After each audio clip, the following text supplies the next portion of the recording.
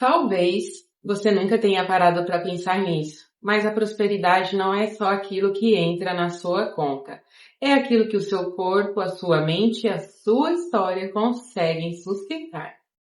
Hoje eu quero te explicar, com base em estudos sérios, por que a prosperidade não é só financeira e por que tantas pessoas se sentem bloqueadas, mesmo se esforçando tanto. Vamos começar então pela forma que as pessoas costumam ver a prosperidade. E de forma geral, as pesquisas mostram que a maioria das pessoas aprenderam a enxergar a prosperidade de maneira reduzida e condicionada. Em estudos da psicologia social, da sociologia e da economia comportamental, prosperidade costuma ser automaticamente associada a dinheiro, bens materiais, status e consumo. Para muitas pessoas, ser próspero significa ter o suficiente para pagar as contas, não passar aperto ou, em um nível mais idealizado, ter muito dinheiro, conforto e liberdade financeira. E essa visão, ela não surge do nada, ela é construída culturalmente. Pesquisas em sociologia e antropologia mostram que em sociedades marcadas por desigualdade, instabilidade econômica e heranças históricas de escassez, a prosperidade passa a ser vista como algo raro, difícil e muitas vezes reservado para poucos. Isso cria uma percepção inconsciente de que prosperar é quase uma exceção, não um estado natural. Do ponto de vista da psicologia do desenvolvimento, a forma como a prosperidade é entendida começa muito cedo. Crianças observam como os adultos falam sobre dinheiro, trabalho, sucesso, fracasso e ouvem frases como dinheiro é suado, quem tem muito dinheiro não é confiável, não nascemos para isso, é melhor se contentar com pouco e vão se formando mapas internos. E esses mapas, eles não falam apenas sobre dinheiro, mas sobre merecimento, segurança e valor pessoal. Na psicologia cognitiva e na economia comportamental, há estudos que mostram que o cérebro humano tende a simplificar conceitos complexos. Prosperidade, sendo algo amplo e multifatorial, acaba sendo reduzida a algo mensurável, visível, o dinheiro. O problema é que quando a prosperidade é vista apenas como números, todo o resto da vida fica desconectado. Saúde, tempo, bem-estar emocional, relações, propósito e senso de realização. Já em abordagens clínicas e sistemas, observa-se que muitas pessoas confundem prosperidade com sobrevivência confortável. Elas não se veem prosperando, se veem aguentando, dando conta ou não faltando. Isso acontece porque, para quem vive ou herdou experiências de escassez emocional ou material, o simples fato de não faltar já é percebido como um grande avanço.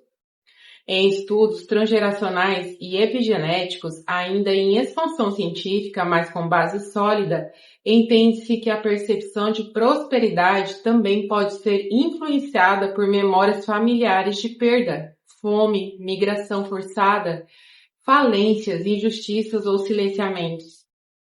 E mesmo que a pessoa hoje tenha recursos, o corpo e o inconsciente podem continuar operando em estados de alerta, como se prosperar fosse demais, fosse perigoso. Em correntes espirituais, filosóficas e ancestrais, a prosperidade é vista como uma forma mais ampla, como fluxo, equilíbrio e capacidade de receber e sustentar a vida. No entanto, muitas pessoas se afastaram dessa compreensão e passaram a associar a espiritualidade à renúncia, sacrifício ou sofrimento, criando uma falsa oposição entre prosperar e ser uma pessoa ética, espiritual ou sensível.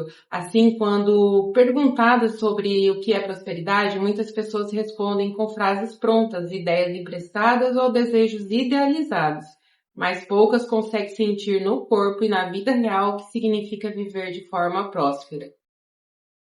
Porque, para a maioria, nesse caso, a prosperidade é algo externo, distante ou condicionado, esforço excessivo, sorte ou permissão.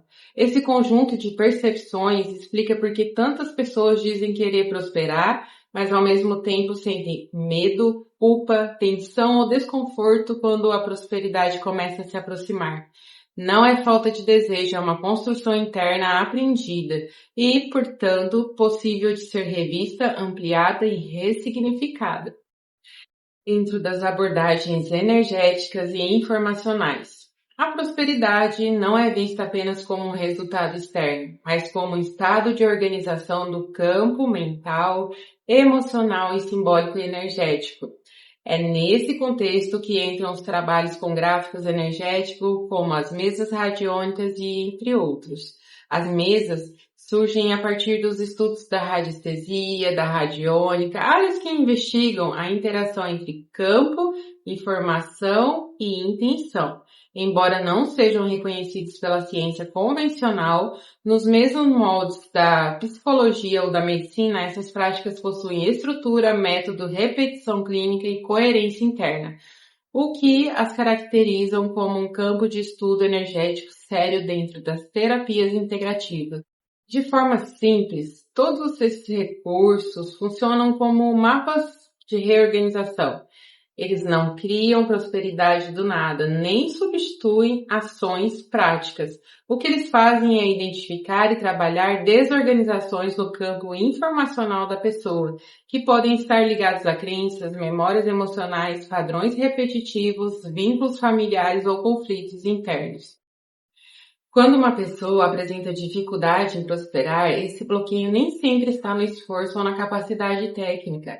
Muitas vezes está em informações inconscientes como medo de perder, culpa por ter mais que os outros, lealdades familiares invisíveis, associações entre prosperar e sofrer ou experiências passadas de perda que deixaram marcas no campo emocional e energético. Nos trabalhos como esses radiônicas, ou outros trabalhos energéticos, esses padrões são acessados por meio de leitura do campo, com ferramentas específicas que atuam como frequências organizadoras. E cada ferramenta apresenta uma qualidade vibracional específica que auxilia no reequilíbrio de determinados aspectos. Merecimento, fluxo entre dar e receber, segurança, autonomia, expansão e entre outros. Do ponto de vista simbólico e energético, esse trabalho ajuda a pessoa a sair do modo de sobrevivência e entra no modo de organização ou reorganização interna. Isso não força resultados externos, mas cria condições para que escolhas, atitudes e movimentos práticos se tornem mais coerentes com a prosperidade real, aquela que se sustenta. Um ponto importante, inclusive observado na prática clínica energética, é que esses trabalhos costumam ser mais eficazes quando a pessoa compreende que a prosperidade não é apenas ganhar mais, mas poder sustentar o que ganha, sem entrar em autossabotagem, exaustão ou medo constante. Quando a consciência acompanha o processo energético, os resultados tendem a ser mais integrados. Logo, esses trabalhos energéticos, eles não atuam como soluções mágicas, mas sim como ferramentas de apoio e reorganização do campo, especificamente em níveis em que a mente racional nem sempre acessa. Elas dialogam com a prosperidade real, as que trabalham exatamente as bases invisíveis que muitas vezes sustentam ou bloqueiam o fluxo da vida. E antes de tentar mudar a sua realidade, é essencial entender como essa ideia de prosperidade foi construída dentro de você. Porque ninguém bloqueia a prosperidade à toa. Sempre existe uma lógica por trás. No próximo vídeo eu vou te mostrar quais são os principais equívocos sobre prosperidade que muitas pessoas carregam sem perceber. E como eles começam a gerar bloqueios silenciosos.